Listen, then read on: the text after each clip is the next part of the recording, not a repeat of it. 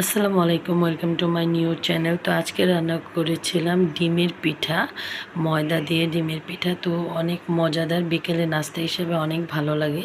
তো প্রথমে আমি এখানে নিয়েছিলাম বোম্বাই মরিচ, নিয়েছিলাম পেঁয়াজ কুচি।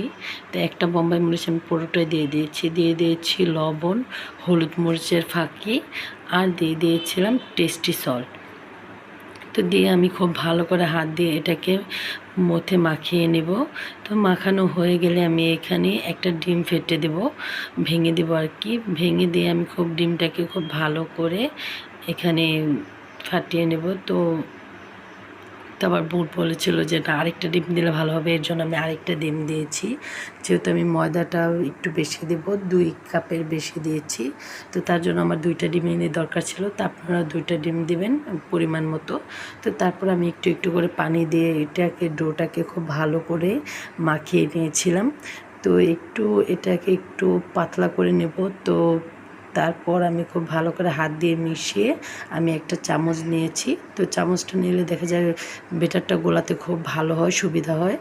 তো তারপর আমি খুব পাতলা করে যেরকম করে পাতলা করে একটু বেটারটা তৈরি করে নিয়েছি। তারপর আমি একটা কড়াইতে তেল গরম বসিয়ে দিয়েছি।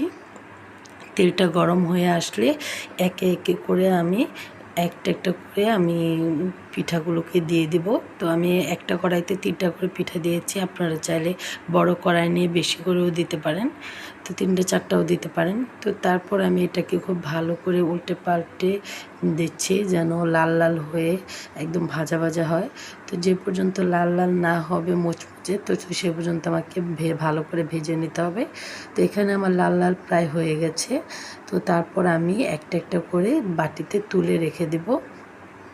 তো আমি সবগুলো একটা বাটিতে তুলে রেখে দিয়েছি। এই তো আমার হয়ে গেল অনেক মজাদার বোম্বাই মরিচ দিয়ে ডিমের পিঠা। যদি ভালো লাগে তাহলে সাবস্ক্রাইব করে পাশে থাকবেন। ধন্যবাদ।